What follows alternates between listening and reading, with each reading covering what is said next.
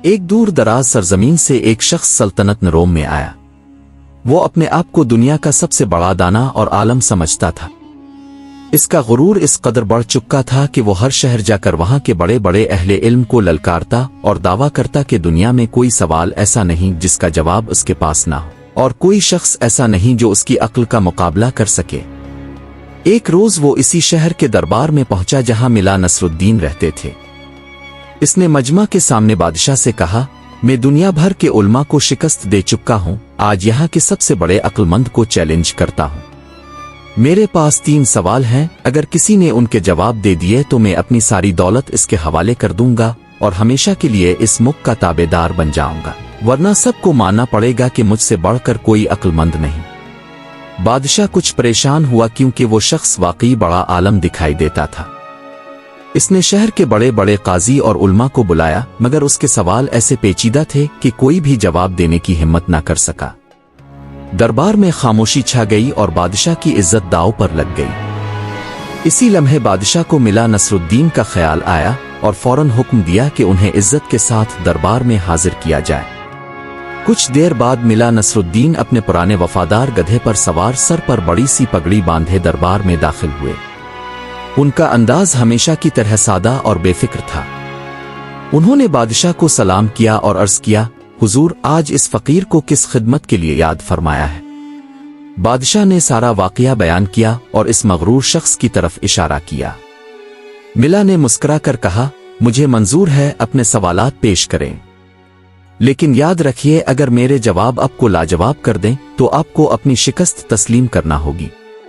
وہ شخص ملا کی سادگی دیکھ کر دل ہی دل میں ہنسا اور پہلا سوال پوچھا، بتاؤ زمین کا وہ کون سا مقام ہے جہاں سے اس کی ابتدا ہوتی ہے اور وہی اس کا مرکز بھی ہے؟ دربار میں موجود لوگ ایک دوسرے کو دیکھنے لگے کیونکہ یہ نہایت مشکل سوال تھا۔ ملا نصر الدین نے بغیر سوچے اپنی لاٹھی زمین میں گاڑ دی، ٹھیک اپنے گدھے کے پچھلے پاؤں کے نیچے، اور اعتماد سے بولے، زمین کا مرکز یہی جگہ ہے جہاں میرے گدھے کا یہ پاؤں رکھا ہے۔ اگر یقین نہ آئے تو پوری زمین ناپ کر دیکھ لیجئے، اگر 1 انچ بھی فرق نکلا تو میں ہار مان لوں گا۔ وہ شخص حیران رہ گیا اور غصے سے بولا، یہ کیسا مذاق ہے؟ ملا نے سکون سے جواب دیا، جب آپ زمین ناپ نہیں سکتے تو میرے جواب کو غلط کیسے ثابت کریں گے؟ دربار میں قہقہے گونج اٹھے اور بادشاہ بھی مسکرا دیا۔ پہلے سوال کے جواب سے وہ شخص تلملا گیا اور دوسرا سوال پوچھا، بتاؤ اس وقت آسمان میں کتنے ستارے ہیں؟ دربار میں سرگوشیاں شروع ہو گئیں کیونکہ یہ ناممکن سوال تھا۔ ملا نے آسمان کی طرف دیکھا، پھر اپنے گدھے کی طرف اشارہ کرتے ہوئے کہا، جتنے اس گدھے کے جسم پر بال ہیں اتنے ہی آسمان میں ستارے ہیں، نہ ایک کم نہ ایک زیادہ۔ وہ شخص غصے میں آگ ببولا ہو گیا اور بولا، اس کا کیا ثبوت ہے؟ ملا نے مسکرا کر کہا، اب گدھے کے بال گن لے، میں ستارے گن لیتا ہوں، اگر فرق نکلا تو میں ہار مان لوں گا۔ دربار ایک بار پھر قہقہوں سے گونج اٹھا۔ اب وہ شخص غصے اور شرمندگی سے بھر گیا اور تیسرا سوال پوچھا، اگر تم اتنے عقل مند ہو تو بتاؤ تمہارے گدھے کی دم میں کتنے بال ہیں؟ سب نے سوچا اب ملا کیا جواب دیں گے۔ ملا نے فوراً کہا، جتنے تمہاری داڑھی میں بال ہیں اتنے ہی میرے گدھے کی دم میں ہیں۔ وہ شخص چیخ اٹھا، یہ کیسے ثابت کرو گے؟